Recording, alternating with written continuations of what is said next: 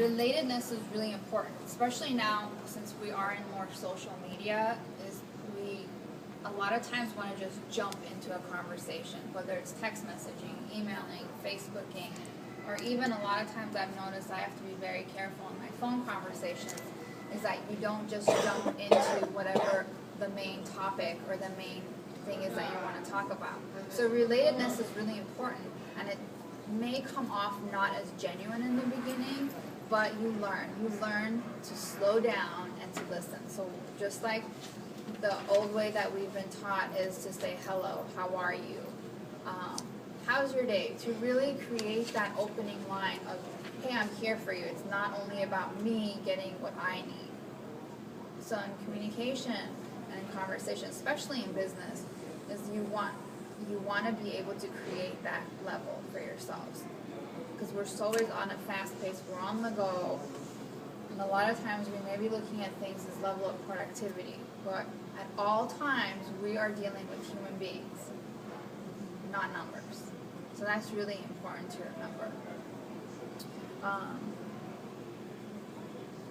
What I talked about, we're all one. We talked about how important it is as far as being genuine, thinking about the person that you're talking to could have a good day, could have a bad day, could be having the same thoughts and feelings as you are. So remembering that we're all one, to have that sensitivity.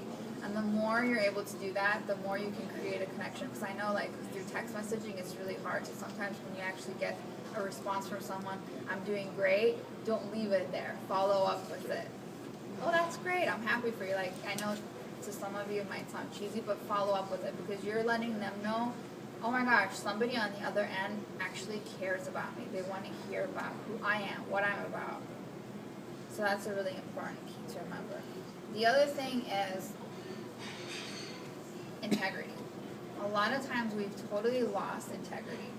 So I want to hear from some of you what your definition of integrity is before we move on to the second part.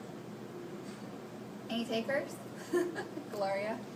I think truthfulness is really the foundation of integrity.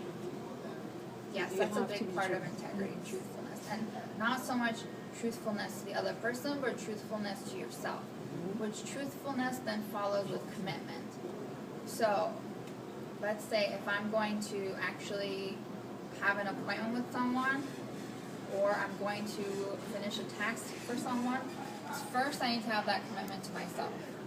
And then, that commitment, that truthfulness to myself to be able to deliver that.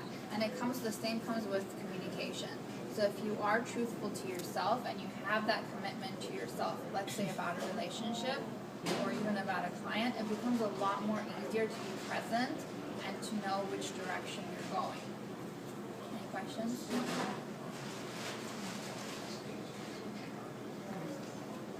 And then it also becomes easier to not bring your own agenda. And so we talked about like your own past experiences, whether it's with your childhood or with other relationships. And I know it's really difficult, but the key point is, especially in relationships, is when you are communicating on a topic and it starts bringing in feelings, to create that space of detachment and not bring it in your own agenda. Because the minute you bring your own agenda and the minute you're attached, then you're making them feel right or wrong. So it's always about a goal. Whether you're in business, it's a business relationship, or a personal relationship. It's really about realizing what you're talking about, what the goal is, and not to stray from that. So the minute you stray from that, it's really easy to bring in emotions into it, past experiences into it, and then that's when you start pointing fingers. And once you've done that, you just shut down everything. Just like the little exercise we did, and the person feels they're not being listened to, they're not loved or cared for.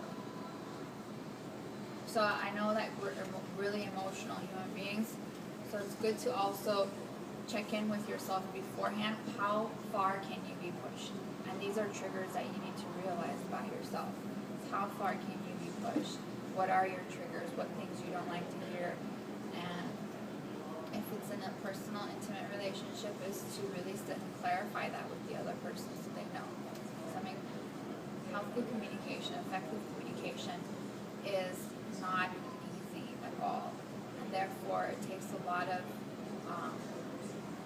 a lot of work, and it takes a lot for you. The more you know yourself and the more you have integrity and honesty with yourself, the more you're really able to put yourself out there. And the other key is vulnerability, just with anything in our lives. Without being vulnerable, then we can't even go anywhere. The other thing is, especially in some, well, I'll take it back. This is universal. Assumptions. You don't want to even assume things. Assuming meaning you're driving and then you're thinking, I'm going to tell my friend this, and that. This is how the conversation is going to go. So the minute they open their mouths and they say a couple of things, then you're already making stories. So I knew it. I knew she was going to say this. So because she's going to say this, I have it ready. This is exactly what I'm going to say. So you've already ruined it because there's no level of integrity. There's no level of detachment. And you're definitely being in your own agenda and making assumptions as far as where it's going and making that person right or wrong. So it's really giving that space of freedom. And then what happens is you feel heard, respected, and understood. So if you want to feel that way, then it's really important to allow that space. And the other thing, which is, and I know I'm cramming a lot into one, is using mindfulness and wisdom. A lot of times it's hard for us. We get so emotional that whatever comes to our mind, right away we want to use it.